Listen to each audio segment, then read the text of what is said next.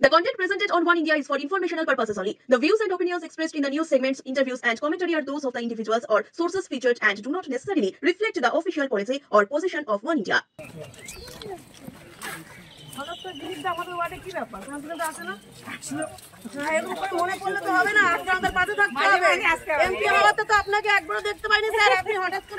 টাকা দিয়েছি কারণ বাপের টাকা নেই, আমি টাকা দিয়ে বানিয়েছি।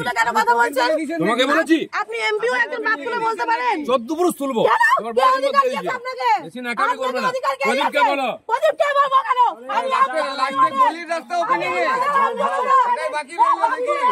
আমাদের ওয়ার্ডে আমাদের বলছেন আমাদের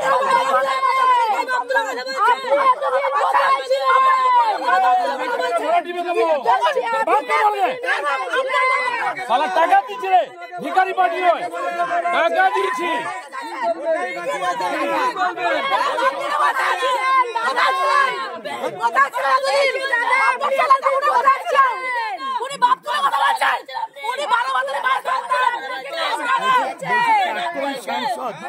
আপনাদের প্রাক্তন সাংসদ এখানে এসেছিলেন, আপনারা কিছু এতদিন কোথায় ছিল দাদা? আমাদের ছিল না, এত আমাদের যখন বাবারপুর কিছু ছিল না, এখানে বাসিন্দারা জানে দাদা মাটি ফেলালো, দাদা রাস্তা করালো, আমাকে বাপ করে বলছে, আমাদেরকে বাপ করে বলছে, ওনাকে অধিকার দেয়নি তো কেউ, ওদের বাপের রাস্তা প্রদীপ সরকার বাপ মানে প্রদীপ সরকার কি আমাদের বাপ? উনি কোন বাপের সন্তান আমরা জানেন না, কিন্তু আমরা জানি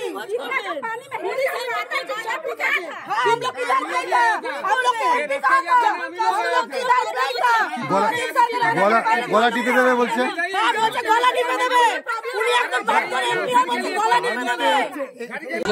লুট করে মিউনিসিপ্যালিটি চালাচ্ছে, একটা ফুটপাথ করে দেয় না।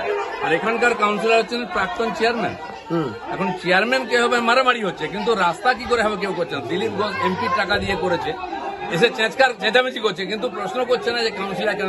অদ্ভুত দাবি করছে যে ফান্ডের টাকা আপনার হতে পারে, ফান্ড আপনার সংসদের ফান্ড, কিন্তু উদ্বোধন করতে হবে এই পৌরসভার চেয়ারপারসনকে। না, কেন করতে হবে? আমি এখানকার কাউন্সিলরকে খবর দিয়েছি আসন উদ্বোধন আছে, আসেনি কেন, পালিয়ে যায় কেন? কালকে একটা ক্রিকেট ম্যাচে গেছিলাম, সেখানে টিএমসি লোকেরা ভয়ে আসেনি, দিলীপ ঘোষ গেছে বলে, আমি উদ্বোধন করেছি। সেই জন্য এরা হচ্ছে ঘেউ ঘেউ করবে, কাজ করতে পারবে না। আগে এই সমস্ত জায়গায় অনেকদিন আগেই অ্যালার্ট হয়েছিল এগুলো, যেহেতু এই তো নিচু জায়গা, এখানে অন্তকে মাটি ফেলতে হবে 1-1.5 ফিট, তারপরে 1-1.5 ফিট উঁচু করলে তবে গিয়ে পুরো জল জমে যায়।